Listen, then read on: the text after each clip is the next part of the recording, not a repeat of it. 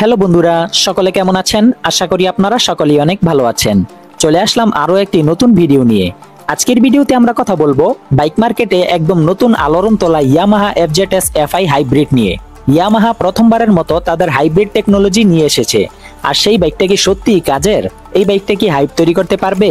আজকের পুরো ভিডিওতে থাকছে এই বাইকের সম্পূর্ণ features, real riding experience, performance, ভালো খারাপ দিক এবং এই বাইকটা কি আপনি কিনবেন কিনা, এই সব কিছুই। তো চলুন আজকের ভিডিওতে এই সব কিছু নিয়ে আলোচনা করা যাক। তো শুরু করছি আজকের ভিডিওটি শুরু করার আগে আপনাদের সকলের কাছে আমার আবেদন, আপনারা যদি আমার চ্যানেলে নতুন হয়ে থাকেন এবং আমার ভিডিওগুলো যদি আপনাদের কাছে উপকারী মনে হয় তাহলে অবশ্যই চ্যানেলটিকে সাবস্ক্রাইব করে আমার সাথেই থাকবেন। অনেকে হয়তো হাইব্রিড বাইক শুনে ভাবতে পারেন যে এই বাইকটা মনে হয় অন্যান্য সকল বাইক থেকে সম্পূর্ণ আলাদা হবে, হয়তো এই বাইকের মাইলেজটাও অনেক বেশি হবে, কিন্তু আসলে তা কিছুই না। এই বাইকটা আসলে এফজেডএস সিরিজেরই আপগ্রেড ভার্সন। তবে এতে শুধুমাত্র যোগ করা হয়েছে হাইব্রিড টেকনোলজি, মানে হলো স্মার্ট মোটর জেনারেটর, যা এক্সেলারেশন, স্টার্ট আপ এবং মাইলেজ তিনটাই বাড়াতে সাহায্য করে। এই বাইকের ইঞ্জিনটি হলো 150 সিসির একটি এসওএসসি ইঞ্জিন, যার থেকে আপনারা পাবেন air cooling system, 4 stroke 2 valve এবং এফআই টেকনোলজি। এবং এই বাইকের শক্তি নিয়ে কথা বলতে গেলে এই বাইক থেকে আপনারা ম্যাক্সিমাম পাওয়ার পাবেন 9.1 কিলোওয়াট, যা বলতে গেলে 12.4 PS 7250 RPM এ, এবং ম্যাক্সিমাম টর্ক দেয় 13.3 নিউটন মিটার 5500 RPM এ। তো দেখতেই পেলেন 150 সিসির বাইক হয়েও কিন্তু এই বাইকের স্পিড আর টর্ক হলো 125 সিসি বাইকের সমান। তো লবণ কোম্পানি কিন্তু হাইব্রিড বাইকের নামে 125 সিসি কে 150 সিসি নামে চালিয়ে দিচ্ছে। তো যাই হোক, এরপরে কথা বলা যাক এই বাইকের ব্রেকিং নিয়ে। এই বাইকের ব্রেকিং হিসেবে সামনে ব্যবহার করা হয়েছে 282 mm এর একটি বিশাল ডিস্ক ব্রেক, আর পিছনে ব্যবহার করা হয়েছে 220 mm এর একটি ডিস্ক ব্রেক, আর এর সাথে পাচ্ছেন সিঙ্গেল চ্যানেল এবিএস। তো ভাই, হাইব্রিড নাম দিয়ে মানুষকে অবাক করে দেয় ঠিকই, মানুষ ভাবে হাইব্রিড বাইক মানে কি না কি, আসলে সেখানে ডুয়েল চ্যানেল এবিএসই নাই। অথচ এই দামে এই বাইকের মধ্যে কিন্তু ডুয়েল চ্যানেল এবিএস দেওয়া বাধ্যতামূলক ছিল, সেখানে তারা সিঙ্গেল চ্যানেল এবিএস দিয়ে চালিয়ে দিচ্ছে। তো যাই হোক, এরপরে কথা বলা যাক এই বাইকের সাসপেনশন নিয়ে। সাসপেনশনের দিকটাতেও এই বাইকের সামনে ব্যবহার করা হয়েছে টেলিস্কোপিক সাসপেনশন, আর পিছনে ব্যবহার করা হয়েছে 7 স্টেপ অ্যাডজাস্টেবল মনোশক সাসপেনশন। যেখানে 125 সিসি বাইকের মধ্যে বর্তমান সময়ে ইউএসডি সাসপেনশন ব্যবহার করা হচ্ছে, আর সেখানে তারা টেলিস্কোপিক সাসপেনশন দিয়েই চালিয়ে দিচ্ছে। এই বাইকের টায়ার হিসেবে সামনে ব্যবহার করা হয়েছে 100/80 mm এর একটি টিউবলেস টায়ার, আর পিছনে ব্যবহার করা হয়েছে 140/60 mm এর একটি টিউবলেস টায়ার। এবং এরপরে এই বাইকের ফিচার্স হিসেবে এই বাইকে অনেকগুলো ফিচার্স রয়েছে, যেটা কিন্তু সত্যি খুব ভালো বিষয়। এই বাইকের হেডলাইট, টেল লাইট, ইন্ডিকেটর সবকিছুই ব্যবহার করা হয়েছে এলইডি। আর এলইডি ব্যবহার করারই কথা, কারণ হচ্ছে বর্তমানে কিন্তু কোনো বাইকের মধ্যেই হেলোজেন দেয় না, আর হেলোজেন দিলে কিন্তু সেটা চলবে না। তো এই বাইকের মিটার হিসেবে ব্যবহার করা হয়েছে টিএফটি মিটার। আর এছাড়া এ থেকে আপনারা অনেকগুলো ফিচার্স পেয়ে যাবেন, সেগুলো হলো traction control system, SMG hybrid boost, Bluetooth connectivity, call, SMS alert, eco assist indicator এবং ইয়ামাহা এর ওয়াই কানেক্ট অ্যাপ। আর এর সাথে আপনারা দুইটা রাইডিং মোড পেয়ে যাবেন, একটা হলো সাধারণ মোড আর একটা হলো হাইব্রিড মোড। এবং একটা মজার বিষয় হলো এই বাইকের মধ্যে আপনারা সাউন্ড বক্স পেয়ে যাবেন, মানে এই বাইকের সাথে ব্লুটুথ কানেক্ট করে আপনি এই বাইকের মধ্যে স্পিকারে গান শুনতে পারবেন। এই জিনিসটা নিয়ে দেখলাম কয়েকজন ইন্ডিয়ান ইউটিউবার তারা অনেক আকর্ষণীয় ভাবে তুলে ধরতেছে। আসলে ওরা মনে হয় জানে না যে এর থেকে বড় বড় সাউন্ড বক্স কিন্তু আমাদের দেশের মধ্যে অটোরিকশাগুলোতেই থাকে। তো কথা হলো, বাইকের মধ্যে সাউন্ড বক্স দিয়ে কে কি করবে ভাই? আমার কাছে এটা একদম ফালতু বিষয় মনে হয়েছে। তো যাই হোক, এরপরে কথা বলা যাক এই বাইকের ওভারঅল দৈর্ঘ্য, প্রস্থ এবং উচ্চতা নিয়ে। এই বাইকের ওভারঅল দৈর্ঘ্য হলো 2000 mm এবং ওভারঅল প্রস্থ হলো 780 mm এবং ওভারঅল উচ্চতা হলো 1080 mm। তো এই বাইকের গ্রাউন্ড ক্লিয়ারেন্স হলো 165 mm এবং সিট হাইট হলো 790 mm, যার কারণে আপনারা 5 ফুট 2 ইঞ্চি থেকেও কিন্তু মানুষ যারা আছেন তারা খুব সহজেই চালাতে পারবেন। এই বাইকের ওজন হলো 138 কেজি, যা কিন্তু 150 সিসি বাইক তুলনায় অনেক হালকা। তো এবার চলুন দেখা যাক যে হাইব্রিডের কাজটা কি। কারণ হচ্ছে আমাদের মধ্যে কিন্তু অনেকেই জানেন না যে হাইব্রিড বাইক আসলে কি। অনেকে কল্পনা জল্পনা করে যে হাইব্রিড বাইক মানে এটা, হাইব্রিড বাইক মানে ওটা, মানে তারা এটাকে আহামরি কিছু ভেবে থাকে। তো তাদেরকে আমি আজকের ভিডিওতে ছোট্ট করে বলে দিচ্ছি যে হাইব্রিডের কি কাজ করে। তো হাইব্রিড বাইকের মধ্যে থাকে এসএমজি, যাকে বলা হয় স্মার্ট মোটর জেনারেটর, আর এটার দুইটা কাজ করে। এক নম্বর কাজ হলো সাইলেন্ট স্টার্ট, মানে বাইকটা যখন স্টার্ট হয় ইলেকট্রিক মোটরের সাহায্যে স্টার্ট হয়, যার কারণে কোনো শব্দ হয় না, কোনো ঘর্ষণ হয় না। মানে আপনি যখন অন্যান্য বাইক একটা স্টার্ট করেন তখন দেখবেন যে একটা চেস চেস আওয়াজ করে, তারপরে ব্রুম ব্রুম আওয়াজ করে যখন স্টার্টটা হয়ে যায়। কিন্তু হাইব্রিড বাইকের মধ্যে কোনো ধরনের আওয়াজ ছাড়া স্টার্ট হয়ে যায়। মানে হলো কোনো চেস চেস আওয়াজ আপনারা শুনতে পারবেন না, মানে এটা সরাসরি স্টার্ট হয়ে যায়। তবে যখন এটা স্টার্ট হয়ে যাবে তখন ব্রুম ব্রুম ঠিকই করবে, কিন্তু সেটারও আওয়াজ খুবই কম, কারণ যেহেতু এটা একটা 30% ইলেকট্রিক বাইক। আর আমার কাছে কিন্তু আওয়াজ কম হওয়াতে খুব ভালোই লাগে। তো আপনাদের কাছে কেমন লাগে সেটা অবশ্যই জানাবেন। এরপরে দ্বিতীয়তে যেই কাজটা করে সেটা হলো ই বুস্ট করে। আপনি যখন দ্রুত এক্সেলারেশন করেন তখন ইঞ্জিন প্লাস এসএমজি মোটর দুটোটা একসাথে চালু হয়ে যায়, ফলে বাইকটা খুব দ্রুত গতিতে পিকআপ নেয়। এই কারণে এই বাইকটা দিয়ে আপনি যদি ওভারটেক করতে যান তাহলে খুব সহজভাবে করতে পারবেন, কারণ হচ্ছে এই বাইকের স্পিডটা খুবই ফাস্ট উঠে যায়, যাকে আমরা বলে থাকি খাড়া টান। তো হাইব্রিড বাইকের সুবিধাগুলো হলো সিটিতে ওভারটেক করতে গেলে সুবিধা, লো আরপিএম এ কম ভাইব্রেশন হয়, মানে আপনি যখন বাইকটাকে লো আরপিএম এ চালাবেন, আস্তে আস্তে চালাবেন, তখন বাইকের মধ্যে কোনো ধরনের ভাইব্রেশন আপনারা পাবেন না।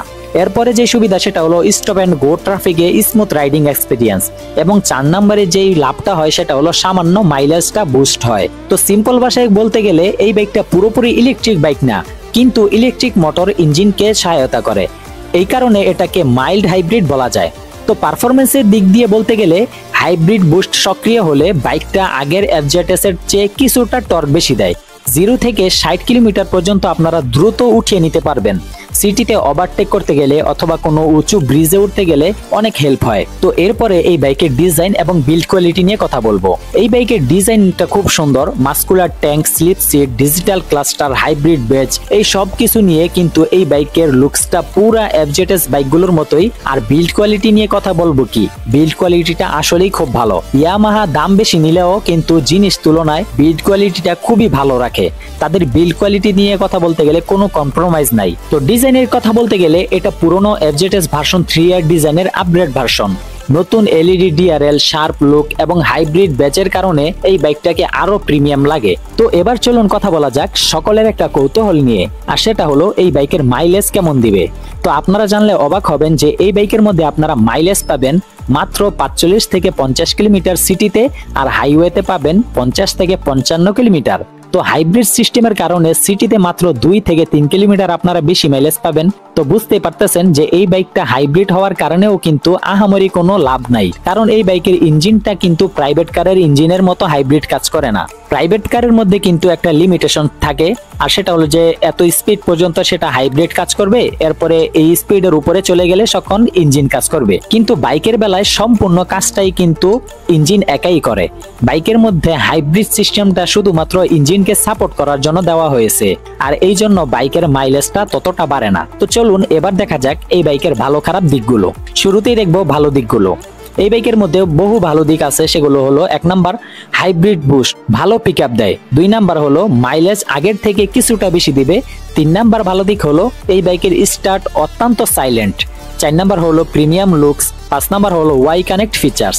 6 নাম্বার হলো কম ভাইব্রেশন। এই বাইকের মধ্যে আপনি একদমই ভাইব্রেশন পাবেন না, কারণ আগেই বললাম এই বাইকটা হলো 30% একটা ইলেকট্রিক বাইক, সেই কারণে এই বাইকের মধ্যে অন্যান্য সকল বাইক থেকে ভাইব্রেশন অনেক কম। 7 নম্বরে যে লাভটা হয় সেটা হলো সিটিতে রাইড করার জন্য পারফেক্ট। এবং 8 নম্বর ভালো দিক হলো যদি কেউ গান প্রেমী হয়ে থাকেন তাহলে আপনারা সাউন্ড বক্স পাবেন। তো এরপরে কথা বলা যাক এই বাইকের খারাপ দিকগুলো নিয়ে। শুরুতেই যে খারাপ দিক সেটা হলো পাওয়ার কম। 150 সিসি হলেও অন্যান্য 150 সিসি বাইকের মতো এটা পাওয়ারফুল না। 2 নম্বরে হলো দামটা অনেক বেশি। বাংলাদেশে যদি আসে তাহলে এটার দাম প্রায় 4 লাখ টাকা বা তার থেকেও বেশি হতে পারে, এবং ফিচার্সের তুলনায় এই বাইকের দামটা অনেকটা বেশি রাখা হয়েছে, আর এটা ইয়ামাহার স্বভাবই। 3 নম্বর খারাপ দিক যেটা সেটা হলো হাইব্রিড সিস্টেমে নতুন হওয়ার কারণে নতুন রাইডাররা ভয় পাচ্ছেন যে এটার রিপেয়ার সার্ভিস কেমন হবে না হবে এই সব কিছু। 4 নম্বরে যে খারাপ দিকটা আছে সেটা হলো এক্সট্রিম স্পোর্টস রাইডারদের জন্য এটা নয়। যারা গতি চান, যারা স্পোর্টি ফিল চান, তাদের জন্য এই বাইকটা কোনোভাবেই যায় না। 5 নম্বর যে খারাপ দিক সেটা হলো সিঙ্গেল চ্যানেল এবিএস। এই দামের মধ্যে কিন্তু এই বাইকে ডুয়েল চ্যানেল এবিএস দেওয়া দরকার ছিল, সেখানে তারা সিঙ্গেল চ্যানেল এবিএস দিচ্ছে। তো 6 নম্বর যে খারাপ দিক সেটা হলো অ্যানালগ ইঞ্জিনের অনুভূতি কম, কারণ স্টার্ট খুবই সাইলেন্ট। কিছু রাইডাররা কিন্তু থ্রোটল সাউন্ড চায়। তো হাইব্রিডের সিস্টেমটা যদিও আমার কাছে ভালো লাগে, কারণ সাউন্ড কম হয়, কিন্তু অনেক মানুষ আছেন যারা সাউন্ড খোঁজে, আর কিছু কিছু পাগল তো আছে যারা সাউন্ডের জন্য আলাদা একজস্ট লাগিয়ে নেয়। তো এখন কথা হলো কাদের জন্য এই বাইক? যারা শহরে রোজ 20 থেকে 30 কিলোমিটার বাইক চালান, মাইলেজ চান, কমফোর্ট চান এবং সফট অ্যাক্সিলারেশন পছন্দ করেন এবং দীর্ঘমেয়াদে কম মেইনটেনেন্সের মধ্যে চান, তাদের জন্য এই বাইকটা নিতে পারেন। আর যারা রেসিং ফিল চান অথবা গতি নিয়ে মাথা ব্যথা আছে, তাদের জন্য এই বাইকটা না। তারা অ্যাপাচি অথবা R15 এগুলো কিনতে পারেন। তো এখন আবার অনেকের মনে প্রশ্ন থাকতে পারে যে তাহলে হাইব্রিড বাইকের ব্যাটারিটা কিভাবে চার্জ দিবে। আসলে হাইব্রিড বাইকের মধ্যে চার্জ নেওয়া লাগে না। ইয়ামাহা হাইব্রিডের ব্যাটারি চার্জ হওয়ার সিস্টেম হলো, এক নম্বর সিস্টেম হলো ইঞ্জিন চলার সময় চার্জ হয়, যেটাকে বলা হয় রিজেনারেটিভ চার্জিং বা এসএমজি চার্জিং। হাইব্রিড সিস্টেমে যেটা আছে সেটা হলো এসএমজি, মানে হলো স্মার্ট মোটর জেনারেটর। এটা মোটর প্লাস জেনারেটর দুইটার কাজই করে।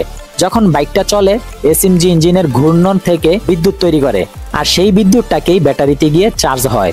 দুই নাম্বারটা হলো ব্রেক করার সময় এক্সেলারেশন কমালে চার্জ হয়। যখন আপনি থ্রোটল কমিয়ে দিবেন অথবা ব্রেক ধরবেন, এসএমজি মোটরটা তখন জেনারেটর মোডে চলে যায় আর কিছু শক্তি ধরে রাখে, আর সেই শক্তিটাই ব্যাটারিতে সেভ হয়, আর এটাকেই বলা হয় রিজেনারেটিভ চার্জিং। যদিও এটা পরিপূর্ণ ইভি এর মতো শক্তিশালী নয়, কিন্তু হাইব্রিড বুস্টের জন্য এটা যথেষ্ট চার্জ তৈরি করতে পারে। তো সব মিলিয়ে কথা বলতে গেলে এই বাইকটা চার্জ দেওয়া লাগে না। এই ব্যাটারিটা 100% গাড়ির নিজের থেকেই শক্তি নিয়ে চার্জ হয়। তো এই ছিল হাইব্রিড বাইকের যাবতীয় ইনফরমেশন। তো আপনাদের কাছে এই বাইকটা কেমন লেগেছে অবশ্যই কমেন্টে জানাবেন। এই বাইকটা 90% শিওর কিছুদিনের মধ্যে বাংলাদেশে লঞ্চ হতে যাচ্ছে। তবে আপনাদের কাছে একটা প্রশ্ন, সেটা হলো যে হাইব্রিড বাইক হিসেবে ইয়ামাহার এই বাইকটাকে আপনারা কেমন দেখতে পাচ্ছেন, তো সেটা অবশ্যই কমেন্টে জানাবেন। আজকের ভিডিওটি এই পর্যন্তই। আল্লাহ হাফেজ।